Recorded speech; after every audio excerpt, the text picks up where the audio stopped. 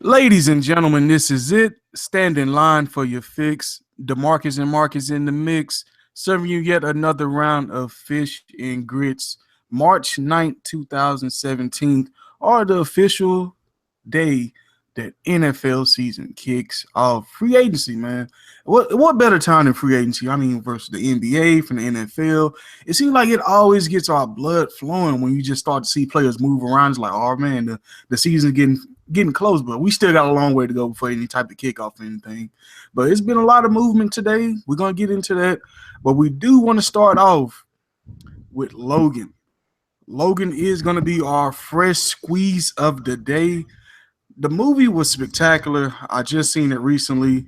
I feel like it's one of Hugh Jackson's best films, if you want to be completely honest with you. Um, he showed his regular side as an actor. We seen a slow build to him to become Wolverine toward the end. And overall, like the film just it captured everything you can imagine as an X-Men fan. I hate to see him go. He's been a great leader for the X-Men. I mean, as far as promotion and his independent films, his story and his own. You can make almost 10 Wolverine movies just with Hugh Jackson alone. But what do you feel the direction of this series is gonna go now that he's gonna be out the fold?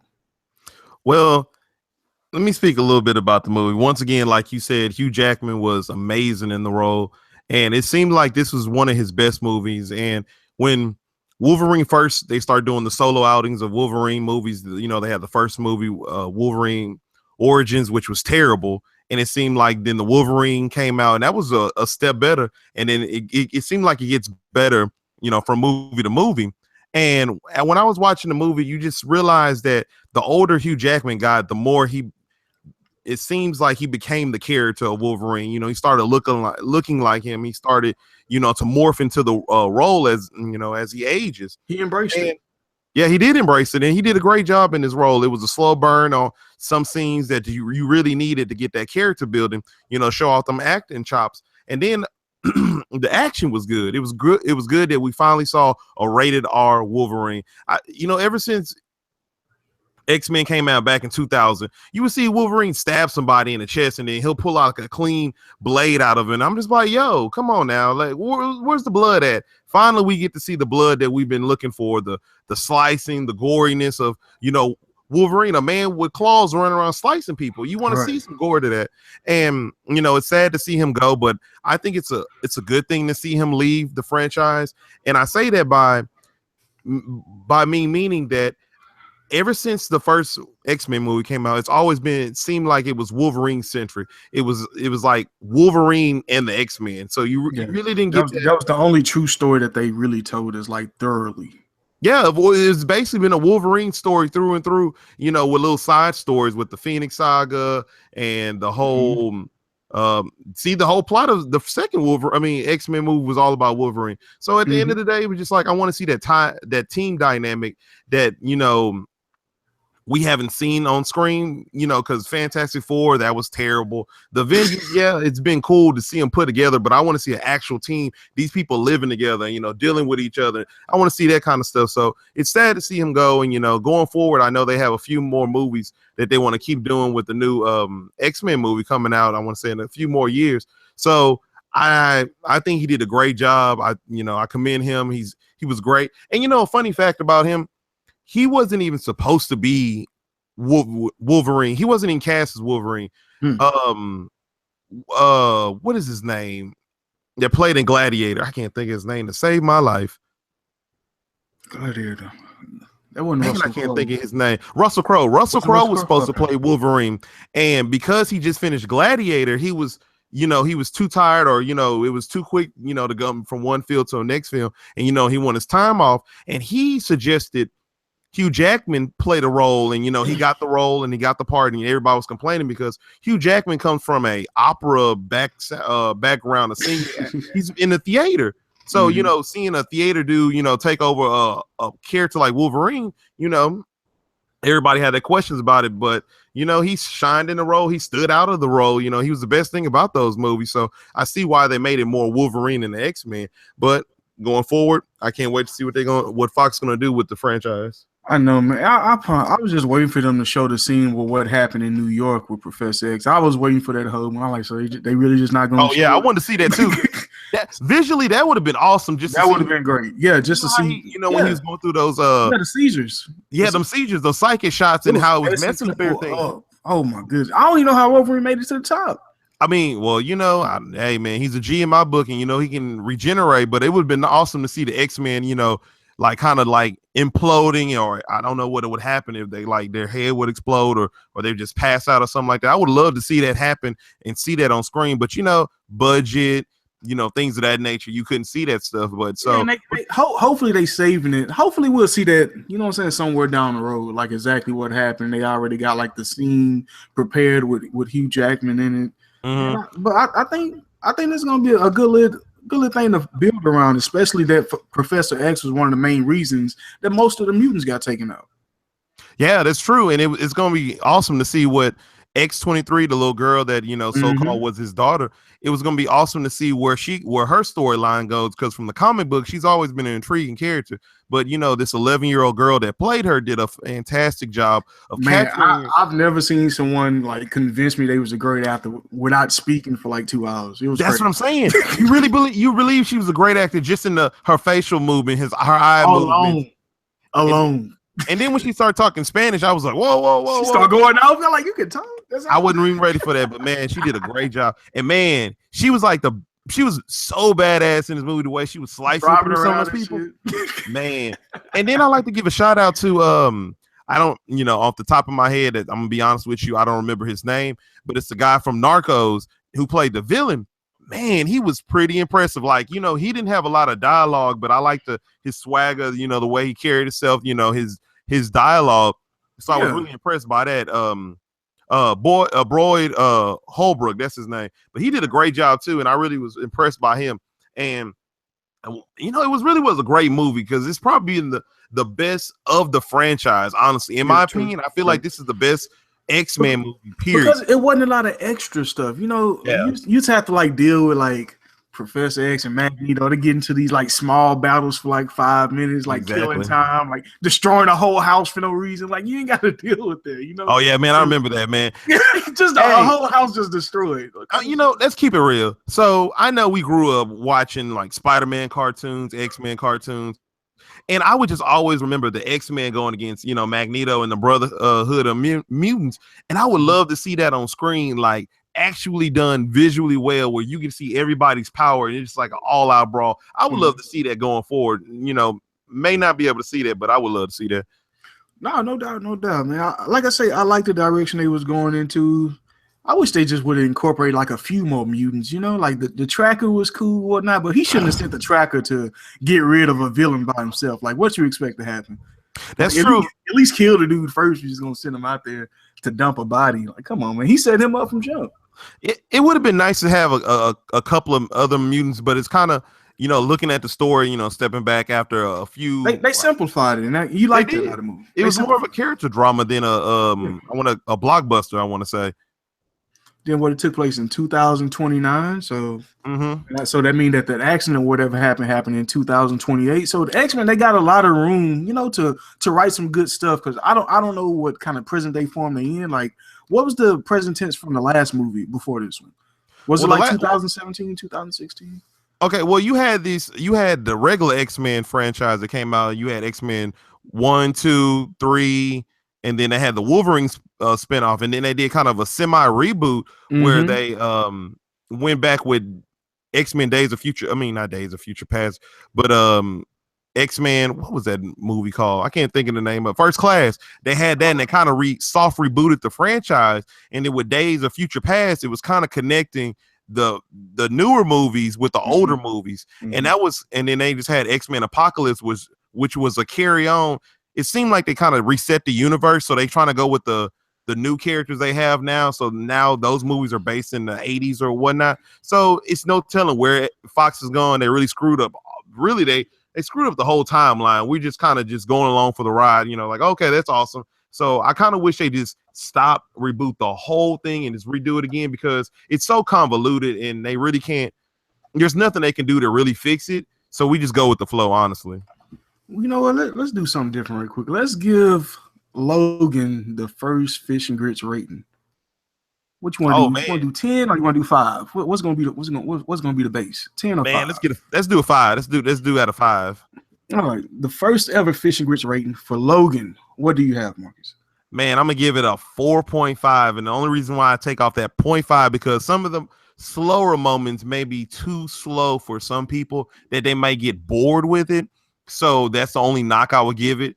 And then also I would like a better ending to Wolverine. You know, he died from his wounds, you know, getting stabbed by the tree. But I would have liked to see a better fight between him and X-24. So that's why I have the little 0.5 knockoff. So I give 4.5 out of 5. Hey, that's perfect. We're gonna keep that as the MG rate of the week. You're gonna be the only one rating on this show here. So the official rating is 4.5. You heard it here first from MG himself. But man, let's get into some NFL action. Man, what free agency the first day? I've never been so blown away in my life. You know, and I want to start somewhere that you probably didn't expect me to start. I want to start with the Patriots because we're seeing something so transcendent in the NFL that nobody is prepared for this. All right, now let's just do a little recap, man. I mean, we can even go all the way back to Randy Moss. I mean, they traded for Randy Moss. And you trade away Jamie Collins. You trade away Chandler Jones. Most likely, you're going to let Dante Hightower walk. They're so used to letting people go. They traded for Martellus Bennett. They're going to let him go. Bring back in Dwayne Allen. They bringing in so many pieces. Why don't people trade in the NFL? And why are they allowing the Patriots to take advantage of the market? You know what I mean? Like, why is nobody else calling to see the availability of these players? But not only are you trading and revamping your tight end position, but then you also bring in the top-rated cornerback of free agency in Stephon Gilmore. You're going to put him with Malcolm Butler. Well, you can run man coverage all day long. All day long. That's exactly what they want to run, man. That's exactly what Bill Belichick want to do. And it's so perfect. And then on top of that, man, I'm pretty sure that Cleveland is stocking up these picks just to get Jimmy Garoppolo. So it's almost a chance to where I see New England getting maybe a first-round pick, maybe the second first-round pick that Cleveland has, may get the pick that Houston just gave to Cleveland for the Brock Osweiler trade that we'll get into. And also with that, like 12, I think it'll be 12th pick. It's two options that they most likely have. If I'm the Patriots, either I want to get my quarterback again and get Deshaun Watson, or if I can't execute this trade to get Brandon Cooks, I'll bring in John Ross. Man, well, let's you covered a lot of stuff right there. The thing I want to talk about is with the Patriots, they're not getting away with anything, in my opinion. What it is that coaching staff sits down and plans for the future. They don't deal with just the here and that. The thing about the future, Mark, this is the thing. They don't really plan for the future, bro, because they take these players, they got the most out of Hightower, Collins, and Jones, and none of them are getting paid, Mark. None of them. And they just gonna restock at linebacker. So how are they really? They actually, if you ask me, they playing for now. They try and get as many rings as Tom Brady can get, and then they're gonna start hanging on to those players and paying them. But as of now, they just gonna bring in some more young linebackers and just plug and play. Well, hey, man, they doing it the way that it's genius. Done. Yes, developing talent. I mean, they develop talent, and you can't really knock the Patriots on that. They know they see where they can spend their money at, and they can see where they can develop it. So they know they don't have to spend a whole bunch of money on let's see this. They don't have to spend a bunch of money on linebackers or the running back position or the wide receiver position. That's saving a lot because I mean, a top linebacker, you're looking at roughly what? 65 million, maybe not won't get as high as it, but like 50 to 60 million. I think that's what Chandler Jones and Jamie Collins got. They just wiped off 110 to 130 million bucks. And then everybody's all stocked up on the Romo and the Brock Osweiler move, and the Browns stocking up on draft picks, and the Eagles look like they're improving. And man, the Patriots are still going to be in the Super Bowl next year. Yes, let's be honest. Yes. Stephon Gilmore is all they needed to do. And Dwayne Allen, and if they can get LeGarrette Blount back, if they get any more weapons, if they get a number one receiver, Brandon Cooks, John Ross, that's dangerous. Yeah, it is very dangerous, and it's scary to say that no one saw this coming because everybody had Nobody. so many They holes. they never attacked the market day one. And that's the difference you're seeing in the Patriots. They're attacking the trade market, and now they're active in free agency. That is scary. That is scary because this team is only getting better. They're taking the top prospects off the map. But you know what? The thing I like about the Patriots is they had good consistency at quarterback. So that takes away how long It makes Tom everything Brady's been back. What'd you say? and it makes everything easier because Tom Brady is the GOAT. He's getting paid $15 million, the same as Mike Glennon. How ridiculous is that to say? And you know for sure that you're going to have Brady for another 3, possibly 5 years. But I want to say at least 3 years. That's what I'm saying. It was just it's like the Cowboys, but Romo didn't pay out. And I want to say, and this time I'm going to compare it and say it's like the Cowboys. You know, the Cowboys had Tony Romo, but Tony Romo had to endure so many bad and ups and downs because the Cowboys were trying to get the offensive line together. They were trying to get a defense together. They were trying to get him some weapons. They were trying to get a good running back. Same with the Patriots. But the Patriots did it.